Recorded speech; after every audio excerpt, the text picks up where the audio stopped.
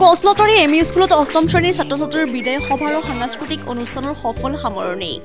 বিলাসীপাৰা শিক্ষাখণ্ডৰ অন্তৰ্গত কচলতাৰী M E স্কুলত আজি উলহ মালহেৰে দিনজোৰা কাৰ্যসূচীৰে বিদায় সভা অনুষ্ঠিত হয়। উক্ত সভাখনত বিদ্যালয়খনৰ পৰিচালনা সমিতিৰ সভাপতি জাকিৰ হুছেইনৰ সভাপতিত্বত আজি বিদায় সভাৰ সফল সামৰণি পৰে। সভাপতি জাকিৰ হুছেইনে ভাষণত কয় যে এখন সুস্থ সমাজ গঢ়িবলৈ এজন সুনাগৰিকৰ প্ৰয়োজন হয়। শিক্ষা অবিহনে এখন সুস্থ সমাজ কেতিয়াও গঠন কৰিব নোৱাৰি বুলি তাৎপৰ্যপূৰ্ণ মন্তব্য প্ৰদান কৰা দেখা যায়। লগতে ছাত্ৰ ছাত্ৰীসকলকো সুশিক্ষাৰে শিক্ষিত হৈ এজন আদৰ্শৱান মানুহ হ'বলৈ আহ্বান জনাই পৰিচালনা সমিতিৰ সভাপতি জাকিৰ হুছেইনে। বিলাসীপাৰাৰ পৰা লাতিফুল ইছলামৰ ৰিপৰ্ট ইছা24/7।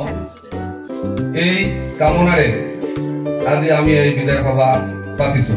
নাম জাকিৰ হুছেইন, মই এইখন স্কুলৰে নতুন প্ৰেচিডেণ্ট SMCৰ। আজি আমাৰ 26তম বিদায় সভা। আজি 26তম বিদায় সভাত মই প্ৰথমতে যিবিলাক ল'ৰা ছোৱালী আমাৰ এইখন স্কুলৰ পৰা অইন স্কুললৈ যাব, সিহঁতক মই বিনম্ৰভাৱে অনুৰোধ কৰোঁ যাতে আমাৰ এই স্কুলখনৰ নাম, আমাৰ গাৰ্জিয়ানবিলাকৰ নাম, আমাৰ জাগাৰ নাম যাতে মান সন্মান ইজ্জত সকলোৱে বজাই ৰাখে আৰু ভালদৰে পঢ়া শুনা কৰে। শিক্ষাগুৰু বা সৰু ডাঙৰ এইবিলাক যাতে মানি চলে, এইটোৰ কাৰণে মই কৰজোৰে অনুৰোধ কৰিলোঁ সিহঁতক। আৰু বাকী জিন্দগী সিহঁতৰ ভাল হোৱাৰ কাৰণে মই আল্লাহ বা ভগৱানৰ ওচৰত প্ৰাৰ্থনা কৰিলোঁ।